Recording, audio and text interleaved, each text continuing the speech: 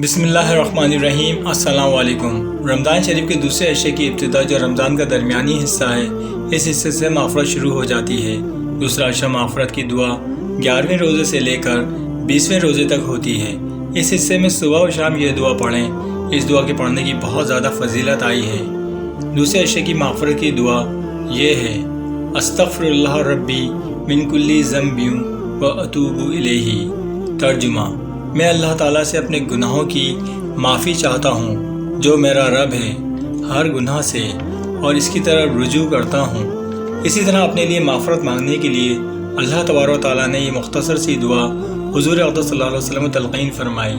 وہ دعا یہ ہے: ربی اغفر و ارحم و انت خیر الراحمین۔ ترجمہ: اے میرے پروردگار، مغفرت فرمائیے اور رحم فرمائیے، آپ سب سے بہتر رحم کرنے والے ہیں۔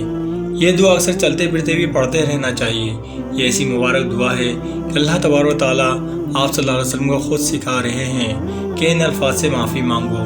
اس دعا کو روزانہ رمضان المبارک میں پڑھنے کی عادت ڈالیے۔ ہر شخص کو چاہیے کہ اس دعا کو یاد کر لیں اور صبح و شام پڑھتے رہیے، اور گھروں کی خواتین بھی گھروں کے کام کاج کے دوران، بالخصوص سحری و افطاری کے وقت، اس دعا کے پڑھنے کا معمول بنا لیں۔ گھروں کی خیر میں بھی اضافہ ہوگا اور اللہ پاک ہر تنگی سے نکلنے کا راستہ پیدا فرما دیں گے۔ انشاءاللہ گھر کی ہر قسم کی پریشانی ختم ہوگی اور اللہ پاک ایسی جگہ سے رزق عطا فرمائیں گے جہاں سے اسے وہم و گمان بھی نہیں ہوگا۔ ویڈیو میں آپ کو آپ صلی اللہ علیہ وسلم کی رمضان المبارک کے حوالے سے ایک بہت ہی پیاری حدیث بتاؤں گا، اور 11ویں روزے کی 5 وقت کی نمازوں کے بعد کے پڑھنے کے وظائف بھی، جن کے پڑھنے کے بے شمار فائدے ہیں۔ لیکن ویڈیو شروع کرنے سے پہلے میرے وہ بھائی اور بہنیں جنہوں نے ابھی تک میرے اس چینل کو سبسکرائب نہیں کیا ہے، پہلے وہ میرے اس چینل کو سبسکرائب کر لیں تاکہ میری ہر نئی آنے والی ویڈیو آپ تک پہنچتی رہے اور ہمارا 100K کا ٹارگیٹ بھی جلد سے جلد پورا ہو جائے۔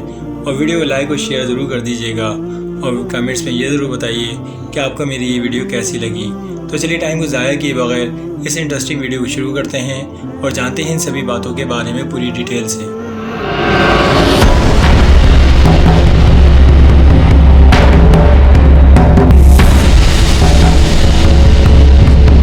بہت سی روایت میں روزے دار کی دعا کا قبول ہونا وارد ہوا ہے۔ بعض روایت میں آتا ہے کہ افطار کے وقت دعا قبول ہوتی ہے، مگر ہم لوگ اس وقت کھانے پر اس طرح گرتے ہیں کہ دعا مانگنے کی تو کہاں فرصت، خود افطار کی دعا بھی یاد نہیں رہتی۔ افطار کی مشہور دعا یہ ہے۔ ترجمہ: اے اللہ، تیرے ہی لیے روزہ رکھا اور تجھی پر ایمان لایا ہوں، اور تجھی پر بھروسہ ہے، تیرے ہی رزق سے افطار کرتا ہوں۔ اب میں آپ کو رمضان المبارک کے حوالے سے آپ صلی اللہ علیہ وسلم کی ایک بہت ہی پیاری حدیث بتاتا ہوں۔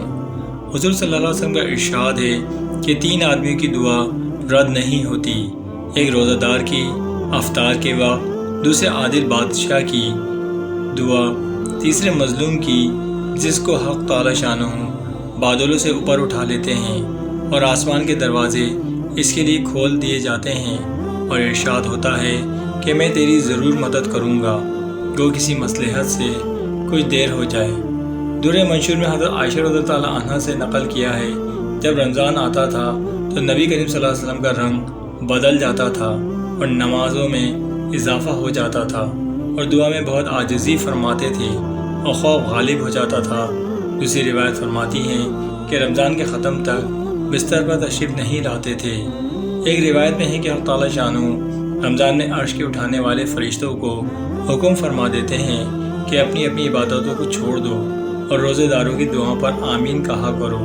بہت سی روایت سے رمضان کی دعا کا خصوصیت سے قبول ہونا معلوم ہوتا ہے، اور یہ بے تردد بات ہے کہ جب اللہ کا وعدہ ہے اور سچے رسول صلی اللہ علیہ وسلم کا نقل کیا ہوا ہے تو اس کے پورا ہونے میں کچھ تردد نہیں۔ لیکن اس کے بعد بھی بعض لوگ کسی غرض کے لیے دعا کرتے ہیں مگر وہ کام نہیں ہوتا، تو اس سے یہ نہیں سمجھ لینا چاہیے کہ وہ دعا قبول نہیں ہوئی، بلکہ دعا کے قبول ہونے کے معنی سمجھ لینا چاہیے۔ نبی کریم صلی اللہ علیہ وسلم کا ارشاد ہے کہ جب مسلمان دعا کرتا ہے بشرط یہ کہ قطع رحمی یا کسی گناہ کی دعا نہ کرے، تو حق تعالی شانہ کے ہاں سے 3 چیزوں میں سے اسے ایک چیز ضرور ملتی ہے، یا خود وہی چیز ملتی ہے جس کی دعا کی، یا اس کے بدلے میں کوئی برائی یا مصیبت اس سے ہٹا دی جاتی ہے، یا آخرت میں اسی قدر ثواب اس کے حصے میں لگا دیا جاتا ہے۔ ایک اور حدیث میں آیا ہے کہ قیامت کے دن حق تعالی شانو بندے کو بلا کر ارشاد فرمائیں گے کہ اے میرے بندے، میں نے تجھے دعا کرنے کا حکم دیا تھا اور اس کے قبول کرنے کا وعدہ کیا تھا، تو نے مجھ سے دعا مانگی تھی۔ وہ عرض کرے گا کہ مانگی تھی۔ اس پر ارشاد ہوگا کہ تو نے کوئی دعا ایسی نہیں کی جس کو میں نے قبول نہ کیا ہو۔ تو نے فلاں دعا مانگی تھی کہ فلاں تکلیف ہٹا دی جائے، میں نے اس کو دنیا میں پورا کر دیا تھا، اور فلاں غم کو دفع ہونے کے لیے دعا کی تھی، مگر اس کا اثر کچھ تجھے معلوم نہیں ہوا، میں نے اس کے بدلے میں فلاں اجر و ثواب تیرے لیے متعین کیا۔ حضور صلی اللہ علیہ وسلم ارشاد فرماتے ہیں کہ اس کو ہر دعا یاد کرائی جائے گی، اور اس کا دنیا میں پورا ہونا یا آخرت میں اس کا عوض بتلا دیا جائے گا۔ اس اجر و ثواب کی کثرت کو دیکھ کر وہ بندہ اس کی تمنا کرے گا کہ کاش دنیا میں اس کی کوئی دعا بھی پوری نہ ہوئی ہوتی کہ یہاں اس کا اس قدر اجر ہے۔ غرض دعا نہایت ہی اہم چیز ہے، اس کی طرف سے غفلت بڑے سا نقصان اور خسارے کی بات ہے، اور ظاہر ہے اگر قبول کے اثر نہ دیکھیں تو بددل نہیں ہونا چاہیے۔ نبی کریم صلی اللہ علیہ وسلم کا ارشاد ہے کہ اپنی جانوں اور اولاد کو نیز مال اور خادموں کو بددعا نہ دیا کرو، مبادا اللہ کی کسی ایسے خاص وقت میں واقع ہو جائے جو قبولیت کا ہے۔ بالخصوص رمضان المبارک کا تمام مہینہ تو بہت ہی خاص وقت ہے، اس میں اہتمام سے بچنے کی کوشش ہی اشد ضرورت ہے۔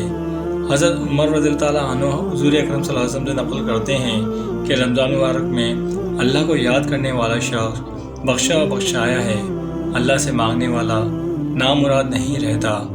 حضرت ابن مسعود رضی اللہ تعالیٰ عنہ کی ایک روایت سے ترغیب میں نقل کیا ہے کہ رمضان کی ہر رات میں ایک منادی پکارتا ہے کہ اے خیر کی تلاش کرنے والے، متوجہ ہو اور آگے بڑھ، اور اے برائی کی طلبگار، بس آنکھیں کھول دیں۔ اس کے بعد وہ فرشتہ کہتا ہے کہ ہے کوئی معافرت کا چاہنے والا کہ اس کی معافرت کی جائے، ہے کوئی توبہ کرنے والا کہ اس کی توبہ قبول کی جائے، ہے کوئی دعا کرنے والا کہ اس کی دعا قبول کی جائے، ہے کوئی مانگنے والا کہ اس کا سوال پورا کیا جائے۔ کتنی خوش نصیبی کی بات ہے اس امت کے لیے کہ ہماری دعاؤں پہ فرشتے بھی آمین کہہ رہے ہیں۔ ہمیں چاہیے کہ ہم اللہ رب العزت سے بہت ساری دعائیں مانگیں جو ہمارے دل میں ہیں، ہر وقت اللہ تعالیٰ سے مانگیں، اپنی ہر جائز مراد اللہ رب العزت کے حضور میں سجدے میں جا کر گڑ گڑا کر اللہ رب العزت سے مانگنے والے بن جائیں۔ اور اب میں آپ کو 11ویں روزے کی 5 وقت کی نمازوں کے بعد کے پڑھنے کے وظائف بتاتا ہوں۔ بعد نماز فجر سورہ فاتحہ 40 مرتبہ پڑھیے۔ بعد نماز ظہر سورہ فتح 1 مرتبہ پڑھیے۔ بعد نماز عصر آیت الکرسی 17 مرتبہ پڑھیے۔ بعد نماز مغرب درود شریف 55 مرتبہ پڑھیے، اور بعد نماز عشاء صلاۃ و تسبیح 4 رکعت نفل نماز پڑھیں۔ تسبیح یہ ہے سبحان اللہ والحمد للہ ولا الہ الا اللہ واللہ اکبر۔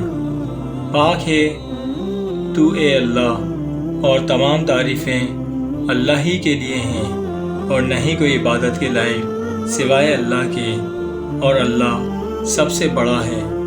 طریقہ یہ ہے 4 رکعت صلاۃ و تسبیح کی نیت کیجیے اور اس طرح سے پڑھیں۔ اللہ پاک مجھے بھی اور آپ کو بھی 5 وقت کی نمازوں کے بعد کے ان وظائف کو کرنے کی توفیق عطا فرمائے۔ آمین ثم آمین۔